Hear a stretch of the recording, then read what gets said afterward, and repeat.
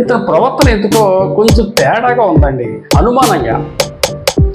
Telugu Desam party వాళ్ళు అనుమానిస్తున్నారు, YCP వాళ్ళు కూడా అనుమానిస్తున్నారు. వనమాడ వెంకటేశ్వరరావు టీడీపీయే కదా, అందులో డౌట్ ఏమీ లేదు కదా మనకి. అతను శాసనసభ్యునిగా ఫిజికల్గా టీడీపీ,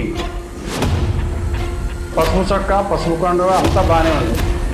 మెంటలీగా ఎక్కడో వైసీపీ నాయకులా ప్రవర్తిస్తున్నారు. కాకినాడ సిటీ శాసనసభ్యులు ఉన్నారు కదా, వనమాడి వెంకటేశ్వరరావు అలియాస్ కొండబాబు గారు. ఇతని ప్రవర్తన ఎందుకో కొంచెం తేడాగా ఉందండి. తేడాగా అంటే అనుమానంగా. తెలుగుదేశం పార్టీ వాళ్ళు అనుమానిస్తున్నారు, వైసీపీ వాళ్ళు కూడా అనుమానిస్తున్నారు. ఎందుకంటే అసలు మీకు చిన్న ప్రశ్న వేస్తున్నాను నేను. వనమాడ వెంకటేశ్వరరావు టీడీపీయే కదా, అందులో డౌట్ ఏమీ లేదు కదా మనకి. ఇంచేదంటే 1999లో తొలిసారి శాసనసభ్యుడయ్యాడు తెలుగుదేశం పార్టీ నుంచి. తర్వాత 2014లో అయ్యాడు ఇతను, మొన్న 2024లో కూడా అయ్యాడు. అంటే ఈ మూడోసారి తెలుగుదేశం పార్టీ శాసనసభ్యుడిగా కాకినాడ సిటీలో అతను సేవలు అందిస్తూ ఉన్నాడు. మధ్యలో ప్రతిపక్ష పాత్ర పోషించాడు, అంతా బాగానే ఉంది. కానీ ఈసారి అతను శాసనసభ్యునిగా ఫిజికల్గా టీడీపీ, పసుపు చొక్క పసుపు కొండ అంతా బాగానే ఉంది.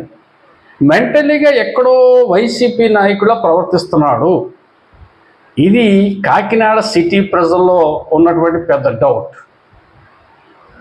అలా ఈ డౌట్ ఎందుకు వచ్చిందో చెప్పమంటారా మీకు? మొన్న ఒక ప్రభుత్వ భూమిని కొంతమంది వ్యక్తులు అక్రమంగా కొట్టేస్తున్నారు, అక్రమంగా అమ్మేసుకుంటున్నారు అని చెప్పేసి ఇతను ప్రజా దర్బార్కి వెళ్ళి ఒక సామాన్య మానవుడిలాగా క్యూలో నిలబడి కలెక్టర్ గారికి దరఖాస్తు చేశాడు కదండి. తప్పు లేదు కదా, ఇందులో తప్పు ఏమని చెప్పండి. ఒక శాసనసభ్యుడు తన మంది మార్బలాన్ని అధికార దర్బార్ని వదిలేసి, అధికార పార్టీ శాసనసభ్యుడు ఒక సామాన్య మానవుడు మాదిరిగా వెళ్ళి అర్జీ ఇచ్చాడు, తప్పేం లేదు. సీన్ కట్ చేస్తే అతను అర్జీ ఇచ్చేసి కిందకు వచ్చి మీడియాతో మాట్లాడుతూ ఈ భూములు కొట్టేసే వాళ్ళలో మా వాళ్ళు కూడా ఉన్నారు అన్నాడు. సరే, అది తప్పు లేదనుకుందామండి. ఎంచేతంటే తప్పు ఎవరు చేసినా, మా వాళ్ళు అంటే టీడీపీ వాళ్ళు చేసినా, అతని దృష్టిలో కూటమిలో మిగతా పార్టీ వాళ్ళు చేసినా, అయితే తన కుటుంబ సభ్యులు చేసినా తప్పే కాబట్టి శిక్షించవచ్చు కాబట్టి ఓకే, అది తప్పు లేదు. కానీ సీన్ కట్ చేస్తే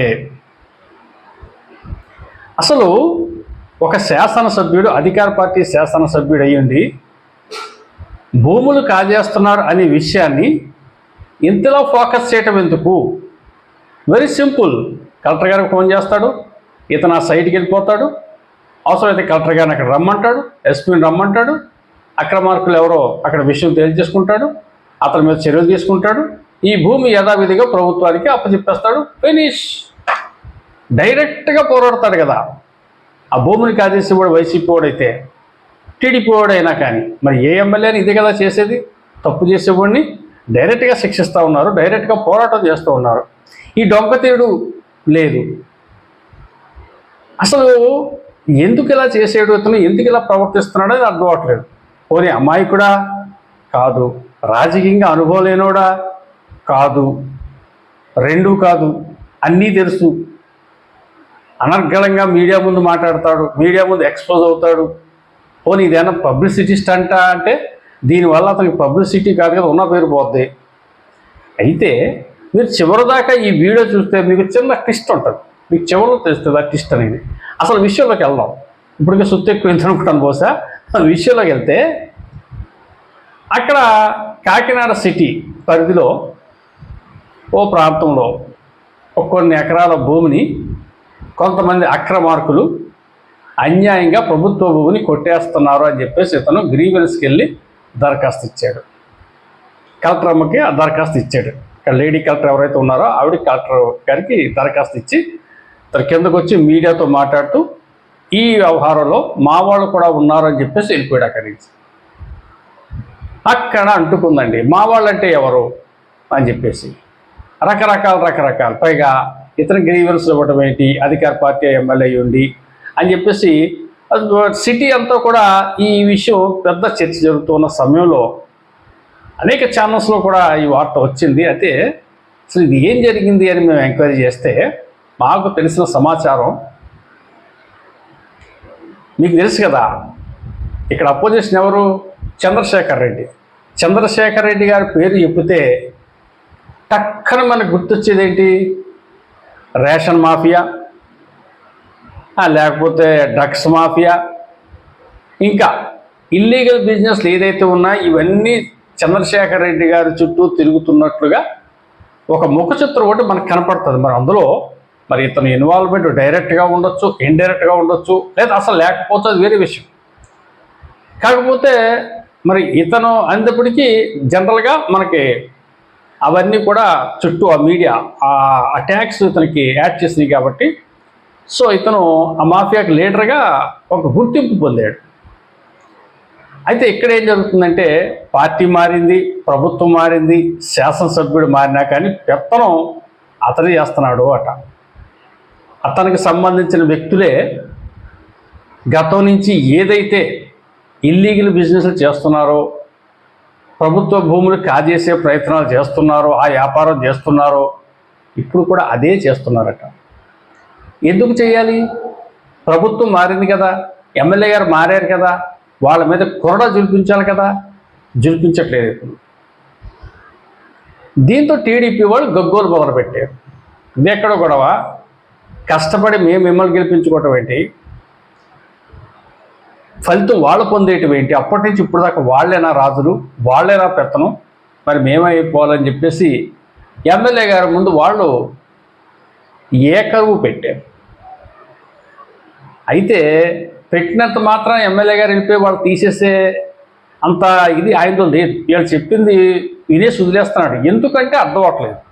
బహుశా వైసీపీ వాళ్ళతో ఇతనికి ఏదో ఇంటర్నల్ టైఅప్లు ఉన్నాయా అంటే పాపం యాక్చువల్ చెప్పాలంటే కొండబాబు గారు అటువంటి వాడు కాదు. మరి ఈ ఇతను పేరు చెప్పి ఎవరైనా టైఅప్ పెట్టుకుని ఆ తర్వాత ఏమైనా ఇబ్బంది పెడుతున్నారా అనేది అంత చిక్కని విషయం. అయితే చివరికి ఏం చేశాడంటే అబ్బో ఇది చిలికి చిలికి గాలివాన ఇలా ఉంది, దీన్ని ఏదో మనం ప్రయత్నం చేస్తున్నట్టుగా కొంచెం ఒక ఫోకస్ ఇవ్వాలి అని చెప్పేసి ఇతను ఇంతలో రాజకీయంగా సీనియర్ నాయకుడు కాబట్టి అతి తెలివిని ఉపయోగించాడు. ఏం చేశాడంటే గ్రీవెన్స్లో ఇచ్చి అది మీడియా దగ్గరికి వచ్చి మా వాళ్ళు ఉన్నారు, ఆ వాళ్ళు ఉన్నారు, వాళ్ళు ఉన్నారు, వీళ్ళని ఫోకస్ చేసి హడావుడి చేసి అక్కడి నుంచి వెళ్ళిపోయాడు. అంటే అక్కడితో ఇష్యూ అయిపోతుంది కదా. మా టీడీపీ వాళ్ళు ఏమనుకుంటారంటే మా ఎమ్మెల్యే గారు పోరాడుతున్నారు, కలెక్టర్ గారు కూడా ఇచ్చారని అనుకుంటారు, వీళ్ళు సాటిస్ఫై అయిపోతారు. కథ ఎలాగా తెర వెనుక నడుస్తూనే ఉంటుంది. దీనికోసం మనం పెద్దగా ఎక్కువ ఆలోచించే అవసరం లేదు. ఓ పక్కన నాకు పబ్లిసిటీ కూడా వస్తుంది అనేది ఇన్ని రకాలుగా అతిగా ఆలోచించేసి అతను ఏదో చేసేసి వెళ్ళిపోయాడు. కానీ సినిమా అక్కడితో ఆగలేదండో. సినిమా అక్కడితో ఆగలేదు. మీకు చెప్పాను కదా, ట్విస్ట్ అంటే ఇదే ట్విస్ట్. వైసీపీ వాళ్ళు పెత్తనం చెలాయించడంలోనే కాకినాడ సిటీలో ఉన్న ట్విస్ట్. సినిమా ఏమైంది, ఆ సిటీలో టీడీపీలో పెద్ద పెద్ద నేతలు ఉన్నారు, చిన్నోడేం కాదు. మీకు ఇంకో విషయం చెప్పనా, మీకు కాకినాడ జిల్లాలో అనేక శాసనసభ నియోజకవర్గాల్లో శాసనసభ్యులుగా పనిచేసిన వాళ్ళు, మంత్రులుగా పనిచేసిన వాళ్ళు, టీడీపీలో ఎమ్మెల్సీలుగా పనిచేసిన వాళ్ళు, అయితే రాజ్యసభ సభ్యులు, వీళ్ళందరూ మకం కాకినాడలోనే ఉంటారు. వాడు హెడ్ క్వార్టర్ కాబట్టి వీళ్ళ పట్టుకెళ్ళి చంద్రబాబుకి ఇంత పొడుగు లెటర్ ఇచ్చారు. ఇచ్చిన వెంటనే చంద్రబాబు నాయుడు గారు దీని మీద అసలు ఏంటో అనిపించి ఎంక్వైరీ చేస్తే వాస్తవం తెలియదు ఏంటంటే వైసీపీ వాళ్ళు అక్కడ పెత్తనాలు చెలాయిస్తున్నట్టు, టీడీపీ వాళ్ళకి ఏమీ లేనట్టు, ఈ భూములు అమ్మేసే కార్యక్రమం కూడా వైసీపీ వాళ్ళే చేస్తున్నట్టు ఇతను చూసి చూడనట్టు వ్యవహరించి చివరికి ఈ విధమైన ట్విస్ట్ ఇచ్చినట్టు ఇలాగ అతని ఎంక్వైరీలో బయటపడింది. రాబిన్ శర్మ టీం చేసినట్టు విచారణలో కూడా ఈ నివేదిక వచ్చినట్టు మాకు సమాచారం ఉంది. దీంతో బాబు గారు సీరియస్గా ఉన్నారు. ఇవాళ రేపో పంచాయతీ ఉంటారు, మాట్లాడతారు. ఎందువల్లంటే మీకు గుర్తుందో లేదో, కొండబాబు గారికి సీట్ ఇవ్వడానికి చాలా ఆలస్యం చేశాడు బాబు గారు. మొన్న ఎలక్షన్లో లాస్ట్ జాబితాలో ఉంది ఈయన సీటు. అప్పుడు దాకా డౌటే. ఏం చేద్దంటే ఎందుకు అంత టైం తీసుకున్నాడంటే ఇతను కాకినాడ సిటీలో ఇదే అగ్నికుల క్షత్రియ సామాజిక వర్గం నుంచి కొండబాబు కంటే ది బెటర్ క్యాండిడేట్ ఎవరైనా దొరుకుతారేమో అని చెప్పి చాలా ప్రయత్నం చేశాడు. ఏదో ఒకటితో దొరికినా డబ్బు ఖర్చు పెట్టుకుని సత్తా వాళ్ళ దగ్గర లేకపోవటం, డబ్బున్నా రాజకీయంగా కనీస పరిజ్ఞానం కూడా లేకపోవటం, ఇటువంటి ఉండటంతో ఇంక తప్పని పరిస్థితుల్లో అతను సీట్ ఇచ్చాడు. సరే తెచ్చుకున్నాడు సీటు. తెచ్చుకున్న వ్యక్తి మరి కష్టపడి మరి పేరు తెచ్చుకోవాలి కదా, లేదు. ఇటువంటి చిన్న చిన్న హైడ్రామా పాలిటిక్స్ చేయటం ప్రజలకు గందరగోళం, ముఖ్యంగా టీడీపీ తెలుగు తమ్ముళ్ళు గందరగోళం గురి చేయటం చాలా వింతగా ఉంది. ఈ కాకినాడలో ఇది ఒక ఇంట్రెస్టింగ్ టాపిక్. పాపం కొండబాబు గారిని మనం ఇంకో రకంగా అనుకున్న వ్యక్తి అయితే చాలా మంచి వ్యక్తి. బహుశా నేను అనుకోవటం పాపం వాళ్ళకి భయపడి ఈయన ఇలా చేసుకుంటున్నాడో ఇంకోటో అర్థం అవ్వట్లేదు. కానీ తెలుగుదేశం పార్టీకి లాయల్టీగా ఉండే వ్యక్తే, ఇంకో రకమైన వ్యక్తి మనం అనుకోలేము. కానీ పొలిటికల్ స్ట్రాటజీలో ఎక్కడో ఫెయిల్ అయిపోయాడు. ఈ చంద్రబాబు నాయుడు గారికి దొరికేసాడు ఇతను. Thank you.